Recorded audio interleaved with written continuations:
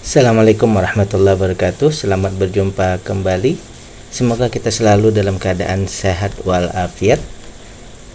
Kali ini kita akan kembali membahas semua fundamental saham dari laporan keuangan triwulan 2 2024. Pembahasan kita akan membahas BSSR dan AMAR ya, dari segi value investing. Analisa ini adalah bahan pertimbangan tambahan, bukan perintah untuk melakukan aksi beli atau jual ya. Ini adalah bahan edukasi ataupun sebagai perbandingan, karena setiap investor itu mempunyai pola pemikiran masing-masing ya.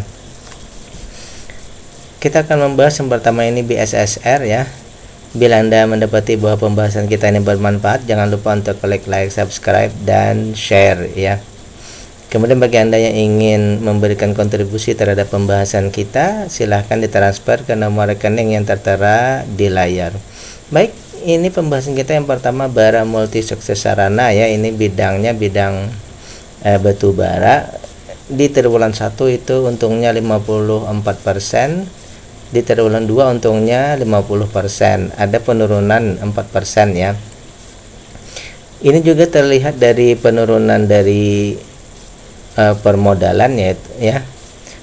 Modalnya berkurang dari 1.700 ke 1.600.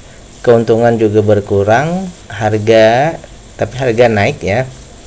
Aset lancar berkurang, hutang bertambah. Jadi kesimpulannya secara umum dulu ya, bahwa ada penurunan kinerja ya, ada penurunan kinerja. Kalau dari data yang tertera itu 4%. Baik, kita akan bahas yang pertama dari segi valuasi ya. Di harga sekarang 4.000-an ya, 4.800-an. Nilai bukunya ini 1.600-an, berarti harga sekarang sudah di atas dari nilai perusahaan ya. Jadi ini termasuk kalau misalnya pertumbuhannya akan menjadi, kalau bahasa itu pertumbuhannya lamban, karena harga sekarang sudah di atas ya. Kemudian untuk maksimal beli ini harganya masih di bawah ya. Maksimal beli sampai 8.000-an, berarti ada diskon 43%. Sehingga untuk membaca valuasi akan terjadi seperti ini ya. Untuk beli sekarang kita dapat diskon 43%, namun untuk istilahnya mengejar buyer ini sudah harganya sudah di atas, jadi harganya sulit untuk buyer ya. Sulit untuk buyer, bisakah? Bisa, cuma agak sulit, mungkin agak lama ya baru buyernya, kalaupun itu misalnya jadi buyer. Baik, kemudian dari segi dividen, untuk mengkonfirmasi dengan valuasi tadi, dividennya ini 33,86%, sudah memenuhi kriteria ya. Dan juga di sini untuk dividen yieldnya 5,9, hampir 6%, berarti juga sudah memenuhi kriteria ya. Kemudian dari ketahanan perusahaan, ini free cash flow-nya sangat besar ya, 31%. Hutangnya dan lain-lain ini, cuma hutang ini ada terjadi peningkatan ya, dari 43 hutang tak berbunga ya menjadi 70. Ini ada peningkatan yang termasuk besar juga ya, tapi masih dalam batas aman. Kemudian untuk saham yang ada di bursa dan diperjualbelikan, ini di bursa ada 24% saja ya. Non warkatnya 9%. Kemudian non warkat ini termasuk kecil ya sebenarnya ya, kalau 9% ya. Kalau saya sendiri mengkategorikan seperti ini ya, termasuk kecil.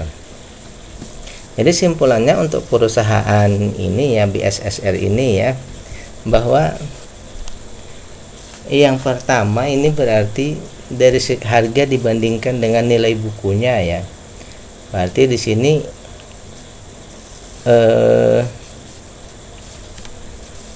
menunggu book value-nya ini bukan book value-nya ya. Kalau seperti ini berarti harganya ya. Menunggu harganya yang lebih turun ya, karena harganya sudah terlalu tinggi di sini ya, sehingga mempengaruhi dari book value. Jadi harga yang pertama, dan yang kedua ini non warkat ya. sebenarnya non warkatnya tidak terlalu sebenarnya non warkatnya di atas dari 7,5%, tetapi di sini sangat dekat ya, masih sangat dekat sebenarnya. Kita berharapkan non warkat ini ya di atas 15% lah, supaya pergerakan harga tidak terlalu volatil ya. Non warkat membaik ya. Jadi untuk perusahaan ini ya, di triwulan berikutnya kita akan tunggu lagi ya, dua hal ini tadi, harganya turun, yang kedua non warkatnya membaik. Pada perusahaannya untung sangat besar ya, namun pembagian dividennya ini termasuk memang sudah masuk kriteria, tetapi termasuk masih kecil. Andai kata misalnya sampai 50%-an kan di sini secara free cash flow juga sangat besar ya. Andai kata di sini misalnya sampai 60% pembagian misal, maka tentu saja sangat besar sekali keuntungan untuk investor ya. Baik, berikutnya kita akan membahas Amar. Saya sudah meletakkan playlist ya, yang linknya saya sudah letakkan di deskripsi. Bagi Anda yang ingin melihat saham-saham yang sudah saya bahas, jangan lupa untuk mengklik link tersebut untuk mendapatkan saham-saham semuanya yang sudah saya bahas ya di triwulan 2. Siapa tahu mungkin Anda perlu untuk mengecek ulang lagi saham-saham yang terdahulu. Baik, sekarang ini Bank Amar Indonesia ya, sudah jelas ini bank ya. Ada dua data juga. Di triwulan 1 itu untung bersihnya 5,5%, triwulan 2 untung bersihnya 5,8%. Dari segi permodalan ini terjadi penurunan sedikit ya, sekitar Rp2. Keuntungan bersih ini tetap, harga ada penurunan sekitar ya 10% ya. Kemudian asal lancar hutang tabungan lain-lain ini tidak ada masalah, cuma dana pihak ketiga ini termasuk sangat sedikit ya, hanya 40%. Harusnya ini mungkin kalau menurut saya pribadi dana pihak ketiga ini ya sampai 400 atau 500% di sini ya. Kemudian non warkatnya sudah mendekati 15, tidak terlalu masalah ya. Baik, kita akan bahas dari segi yang pertama tadi, harga dibandingkan dengan nilai bukunya. Harga sekarang sudah di atas nilai bukunya sekitar 25%. Berarti harga sekarang ini memang di harga wajarnya ya, di harga yang seputar memang harga sepatutnya. Yang kedua, dari segi maksimal beli, ini ternyata harga sekarang sudah di atas dari maksimal beli kita 104 ya. Sehingga untuk pembacaan valuasinya adalah kalau kita beli sekarang, kita harus merogoh kocek lebih dalam sekitar 111% lebih mahal daripada pembelian maksimalnya ya. Jadi kita istilahnya menambah ya. Kemudian untuk bagger ini secara kalkulasi ini sulit untuk bagger ya, karena sudah di atas. Bisakah bagger? Bisa ya, tapi mungkin istilahnya kalau mau baggernya agak lama ya, itu aja mungkin ya. Bisa bagger cuma agak lama atau ya seperti itu. Yang kedua, kita melihat dari segi dividen sudah memenuhi kriteria 30,39, tetapi ya dividen yieldnya hanya sebesar 1%. Jadi untuk DPR ini belum memenuhi kriteria kita ya. Dari segi selanjutnya ya, dari segi ketahanan ya, ini yang pertama free cash flow-nya 4%, sudah di atas ya, sudah di atas dari 0, tetapi masih kurang dari 5. Ini termasuk free cash flow-nya perlu diperhatikan juga ya. Kalau menurut saya di atas 5 lah maksimalnya minimalnya ya. Kemudian untuk aset lancar dan lain-lain tadi oke. Kemudian hutang tak berbunga tadi dalam artian dana pihak ketiga ini masih sedikit ya. Sebaiknya dana pihak ketiganya ini ya tadi misalnya sampai 500%-an ya. Kemudian ke pengendalian tidak masalah tadi ya. Sehingga dapat kita ambil kesimpulan sementara untuk saham ini ya.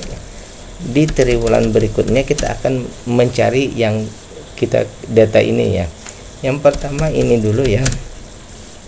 IPS-nya kita harapkan di atas 10% yang pertama. Yang kedua tadi dari segi valuasi sudah mahal, berarti yang kita tunggu EPS, kemudian harga ya. Kemudian free cash flow-nya kayak saja ya. Boleh juga kita tulis di sini free cash flow-nya supaya lebih dari 5 ya. Kemudian juga dana pihak ketiga kita harapkan meningkat ya. Jadi ada 4 yang kita tunggu ya, bukan berarti perusahaan ini misalnya tidak bagus, perusahaan ini untung, tetapi kita perlu menunggu lagi ya, data-data berikutnya menjadi jauh lebih baik ya. Demikian pembahasan kita untuk 2 saham ini. Yang pertama tadi BSSR dan yang kedua Amar. Mudah-mudahan bermanfaat. Assalamualaikum warahmatullahi wabarakatuh.